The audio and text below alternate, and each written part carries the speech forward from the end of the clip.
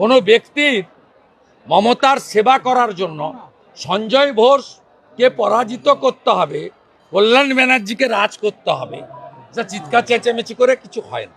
সর্বানন্দ মহারাজ বলছেন 50 জন অন্তত যদি বিধায়ক আমরা পাই যারা সাধু, তাহলেই একমাত্র সনাতনী কার্যক্রমে। এটা একমাত্র বিজেপি পাঠায়। পার্লামেন্টের দিকে তাকিয়ে দেখবেন, সেখানে অন্তত 10 জন সাধু যারা উপযুক্ত তারা সেখানে নির্বাচিত হয়ে গেছে। সেই কারণেই সবচেয়ে অন্যতম বড় সন্ন্যাসী যোগী আদিত্যনাথজি ভারতবর্ষের সবচেয়ে বড় রাজ্যের মুখ্যমন্ত্রীর দায়িত্ব নিয়েছেন। সাধু সন্ত সমাজ যদি দেশ সেবার কাজে রাজস্থান, উত্তরপ্রদেশ, মধ্যপ্রদেশের মতো এখানেও এগিয়ে আসেন, বাবা বালকনাথের মতো, উমা ভারতীর মতো, সাধ্বী নিরঞ্জনা জ্যোতির মতো, আমি অন্তত বাংলার একজন হিন্দু হিসেবে স্বাগত জানাবো। আপনি সুকান্ত মজুমদার আমন্ত্রণ দিয়েও যাচ্ছেন না, কিন্তু দিলীপ ঘোষ তিনি কাল বিভিন্ন সংবাদপত্রে জানিয়েছেন যে আমি আপনাকে বরাবর বলেছি, আজকে হিন্দুত্বের প্রশ্নে আমাকে প্রশ্ন করবেন, আমি বলবো। বিরোধী দলনেতা সরকারের ব্যর্থতা, সরকারের ত্রুটি বলবেন, আমি প্রশ্ন করব। ভারতীয় জনতা পার্টির ব্যাপারে আপনি দলের দায়িত্বশীল লোককে প্রশ্ন করবেন, তিনি উত্তর দিবেন, বা দলের স্ট্যান্ড যদি ঘোষিত হয় তাকে সমর্থন করার দায়িত্ব আমার। কিন্তু কোনো ব্যক্তি ইনি কি করবেন, কি করবেন না, কি বলবেন, কি বলবেন না, সেসব উত্তর আমি দেব না। আমি একজনেরই বক্তব্যের প্রতিক্রিয়া দিই, একজনেরই বক্তব্যের পাল্টা বক্তব্য দিই, একজনেরই বক্তব্যের ত্রুটি বিচ্যুতি ধরে দিই, একজনেরই মিথ্যাচারকে আমি কাউন্টার করি। তার নাম হলো মমতা ব্যানার্জি, আর উত্তরদাতার নাম হলো শুভেন্দু অধিকারী। আমি আর কারোর ব্যক্তিগত বিষয়, তার মন্তব্য, তার চলার ধরন, তার কাজের ধরন, প্রেম প্রীতি ভালোবাসা, রাগ বিরহ দহন, এসবের উত্তর আমি দিই না, ভবিষ্যতেও দেব না।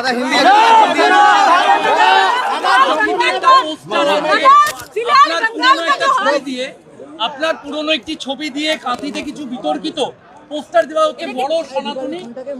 হ্যাঁ, ঠিক আছে।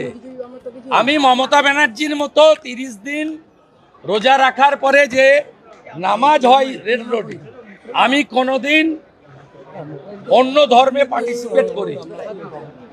আমি কাউন্সিলর, এমএলএ, এমপি হয়েছি। আমি নিশ্চিতভাবে আমি মমতা ব্যানার্জির মতো এইরকম কাপড় দিয়ে, এরকম কাপড় লাগিয়ে কানের পাশ দিয়ে এরকম করে হিজাব করিনি। আমি আমি আমি ইফতারে গেছি, ভাত খেয়ে গেছি, এবং টুপি আমি পরিনি।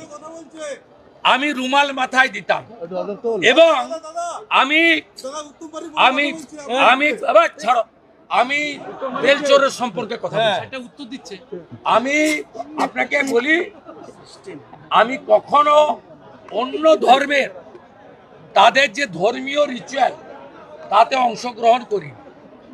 একটা জিনিস তৃণমূল চোরামূলের খুব ভালো লাগে, সকাল থেকে রাত্রি শুভেন্দু নাম ভজে। আমরা হরে কৃষ্ণ নাম ভজি, আর ওরা শুভেন্দু নাম ভজে। আমি ওদেরকে বলছি, আমি ওদের কাউন্ট করি না। বিধানসভায় হারিয়েছি, এখানে লোকসভাতেও হারিয়েছি, আবার 26-এও হারাবো।